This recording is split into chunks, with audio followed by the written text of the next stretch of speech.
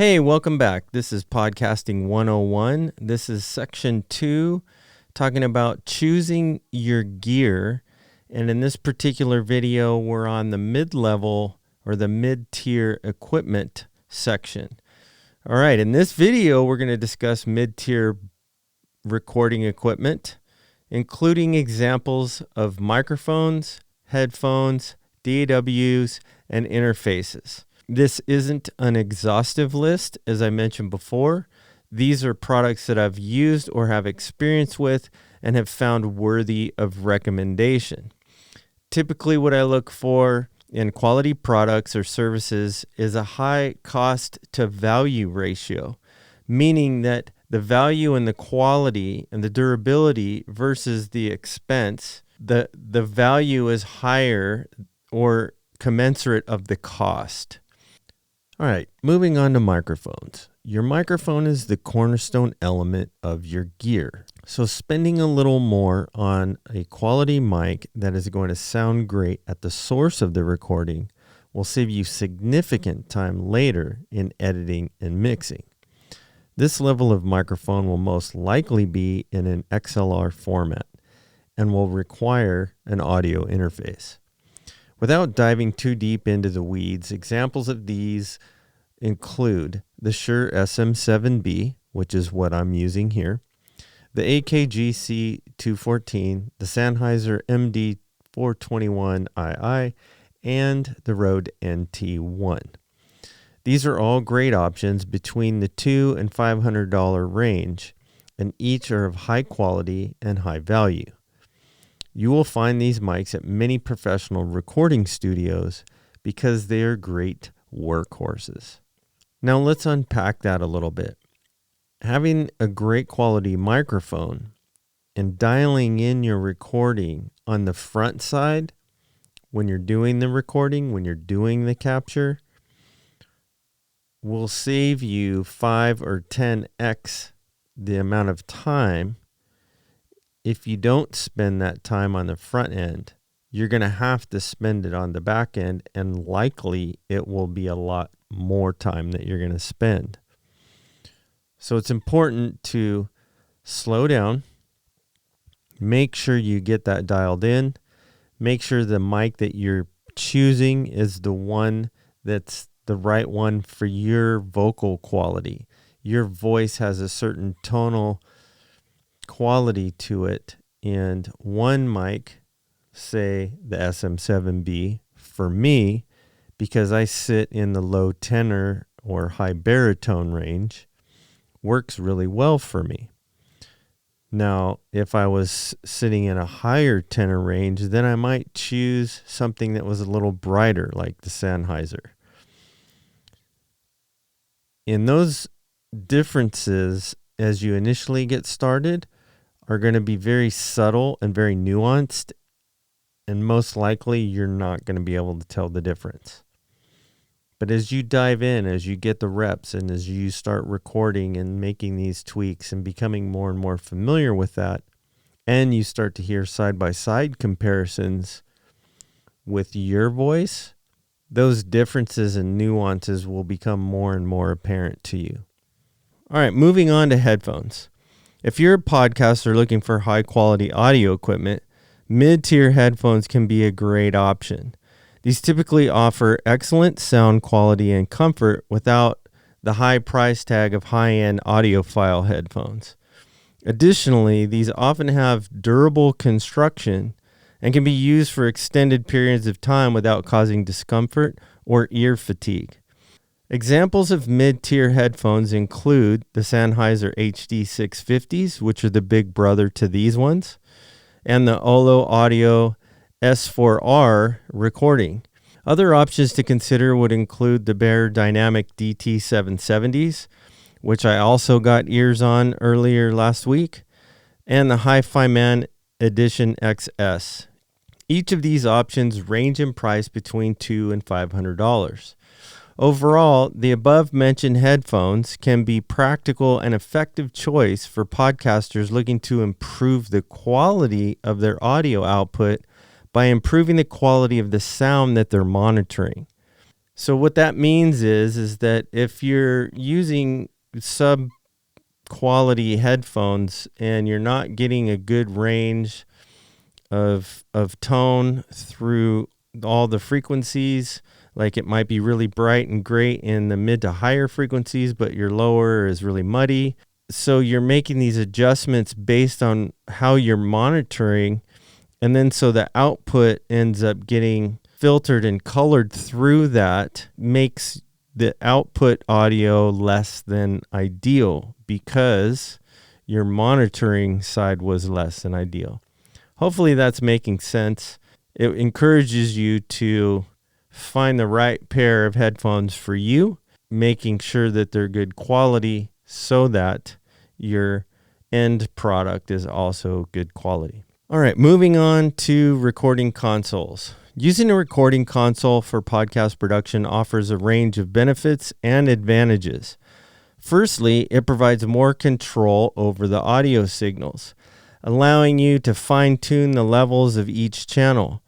This can help ensure that each element of the podcast, such as the host's voice, the guest's voice, any music or underscore, are balanced and clear. The console can also act as a central hub for all your recording equipment, making it easy to manage multiple inputs and outputs. Lastly, a recording console can help you reduce noise and interference, making your podcast sound cleaner and more professional.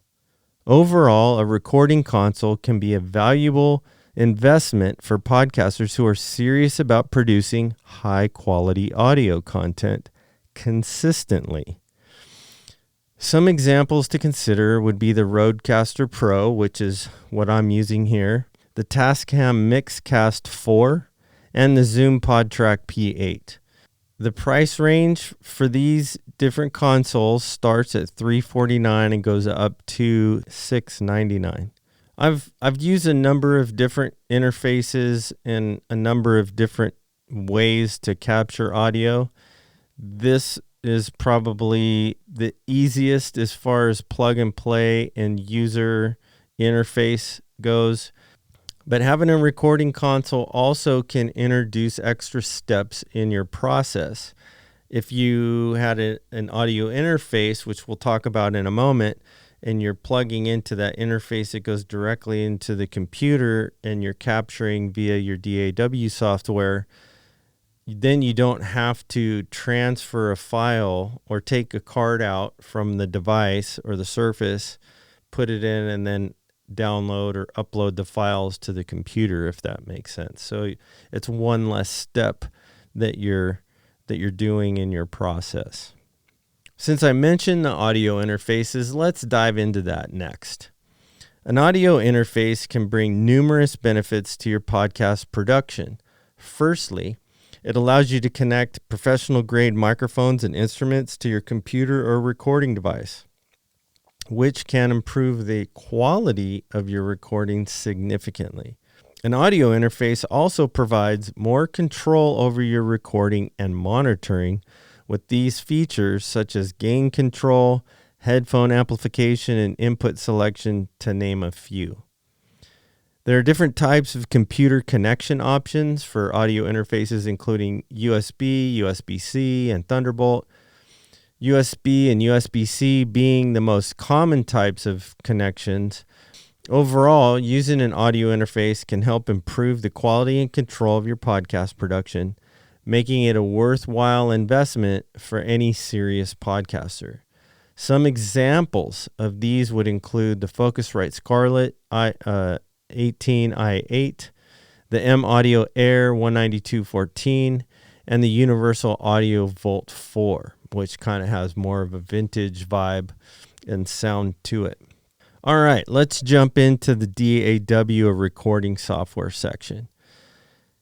This is the software and editing component of your podcast workflow. There are a number of different audio recording software tools ranging the full spectrum of features, plugins, and pricing. Here are a few of the best, most widely used examples in this category. Adobe Audition.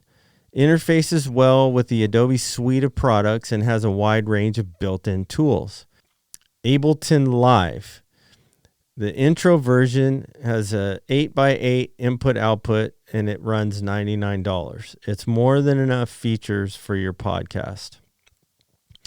Reason Studios Reason 12, which is $299, or they have a subscription model that's $19.99 per month for Reason Plus, which gives you more options, more plugins, and ultimately more rabbit holes. You can have feature after button after fader, and you can tweak until your heart's desire. I don't necessarily recommend all of that for a podcast. However, those things are there. But in this tier, I'm probably most familiar with the Adobe Audition, which I use on a regular basis, and primarily because of how well it interfaces between After Effects and Premiere Pro with the video production side of things.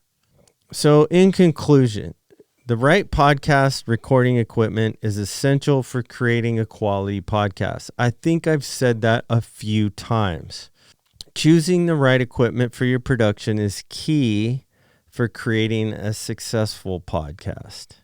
Mid-tier pro equipment is a great way to level up your quality and sound for a greater level of audience engagement. Wait, what did I just say? Let me say it again. Mid-tier pro equipment, which is what we've been talking about, is a great way to level up your quality and sound for a greater level of audience engagement. If the sound quality of what you're producing is good, the engagement with the audience is going to be even better. So what am I saying? I'm saying your audio quality takes priority over your video quality. Now, they should be equal. You should have equal level of high quality on both if you're doing a video version of your podcast. But if you had to choose one over the other, prioritize the audio side.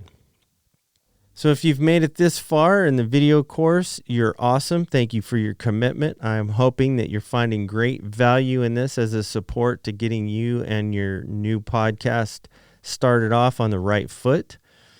The next video, we're going to be talking about the third and final installment of choosing your gear, which is the high-end audiophile equipment. And until then, we'll see you in the next video.